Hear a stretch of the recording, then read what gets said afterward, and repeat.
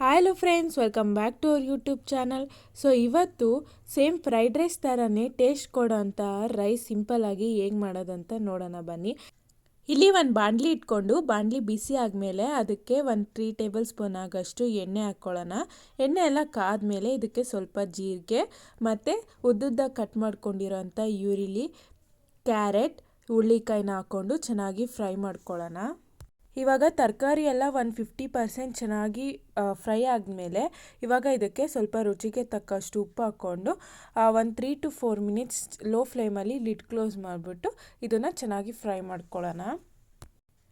ಇವಾಗ ಇದನ್ನೆಲ್ಲ ಚೆನ್ನಾಗಿ ಫ್ರೈ ಮಾಡ್ಕೊಂಡ್ಮೇಲೆ ಇವಾಗ ಇದಕ್ಕೆ ಉದ್ದುದ್ದ ಕಟ್ ಮಾಡ್ಕೊಂಡಿರೋಂಥ ಕ್ಯಾಬೇಜ್ ಮತ್ತು ಕ್ಯಾಪ್ಸಿಕಮ್ನ ಹಾಕ್ಕೊಂಡು ಚೆನ್ನಾಗಿ ಫ್ರೈ ಮಾಡ್ಕೊಳ್ಳೋಣ.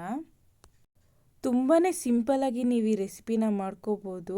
ಸೊ ಒಂದು ಸತಿ ಈ ರೆಸಿಪಿನ ಟ್ರೈ ಮಾಡಿ, ಹಾಗೆ ಹೇಗೆ ಬಂತು ಅಂತ ಕಮೆಂಟಲ್ಲಿ ತಿಳಿಸಿ. ನೀವಿನ್ನೂ ನಮ್ಮ ಚಾನಲ್ನ ಸಬ್ಸ್ಕ್ರೈಬ್ ಮಾಡ್ಕೊಂಡಿಲ್ಲ ಅಂದರೆ ಸಬ್ಸ್ಕ್ರೈಬ್ ಮಾಡ್ಕೊಳ್ಳಿ, ಹಾಗೆ ಪಕ್ಕದಲ್ಲಿರೋ ಬೆಲ್ಲೈಕನ್ನ ಕ್ಲಿಕ್ ಮಾಡಿ ಸೊ ದಟ್ ನಾವು ಹಾಕೋ ಹೊಸ ವೀಡಿಯೋಸ್ ಎಲ್ಲ ನಮಗೆ ನೋಟಿಫಿಕೇಷನ್ ಆಗಿ ಬರುತ್ತೆ.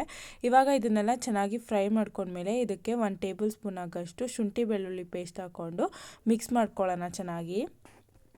ಸೊ ಇವಾಗ ಇದನ್ನೆಲ್ಲ ಚೆನ್ನಾಗಿ ಮಿಕ್ಸ್ ಮಾಡ್ಕೊಂಡ್ಮೇಲೆ ಇವಾಗ ಇದಕ್ಕೆ ಅರ್ಧ ಟೊಮೆಟೊನ ಉದ್ದುದ್ದ ಕಟ್ ಮಾಡಿಕೊಂಡು ಈ ರೀತಿ ಮಿಕ್ಸ್ ಮಾಡ್ಕೋಬೇಕಾಗತ್ತೆ.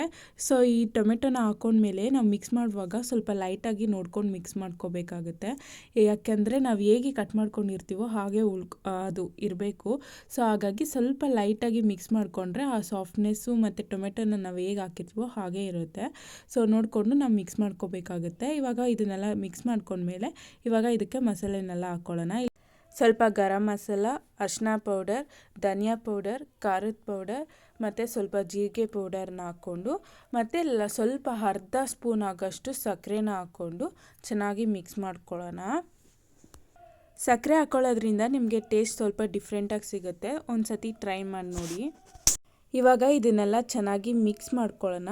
ಇದನ್ನೆಲ್ಲ ಚೆನ್ನಾಗಿ ಮಿಕ್ಸ್ ಮಾಡಿಕೊಂಡು ಒಂದು 3 to 4 ಮಿನಿಟ್ಸ್ ಲೋ ಫ್ಲೇಮಲ್ಲಿ ಚೆನ್ನಾಗಿ ಫ್ರೈ ಮಾಡೋದಕ್ಕೆ ಬಿಡೋಣ, ಯಾಕಂದರೆ ಹಸಿ ವಾಸನೆ ಎಲ್ಲ ಹೋಗಬೇಕು. ಹಾಗಾಗಿ ಇವಾಗ ಇದಕ್ಕೆ ರುಚಿಗೆ ತಕ್ಕಷ್ಟು ಉಪ್ಪು ಹಾಕ್ಬಿಟ್ಟು ಒಂದು ಸತಿ ಮಿಕ್ಸ್ ಮಾಡಿಬಿಟ್ಟು ಹುಡಿಯಾಗಿ ಮಾಡ್ಕೊಂಡಿರೋಂತಹ ಅನ್ನ ಹಾಕ್ಕೊಂಡು ಇವಾಗ ಲಾಸ್ಟಿಗೆ ರೈಸ್ನ ಹಾಕ್ಕೊಂಡು ಮಿಕ್ಸ್ ಮಾಡಿಕೊಂಡ್ರೆ ಫ್ರೈಡ್ ರೈಸ್ ರೆಡಿ. ಸೊ ತುಂಬ ಸಿಂಪಲ್ಲಾಗಿ ನೀವು ಮಾಡ್ಕೋಬೋದು. ಒಂದು ಸತಿ ಮನೇಲಿ ಟ್ರೈ ಮಾಡಿ ನೋಡಿ.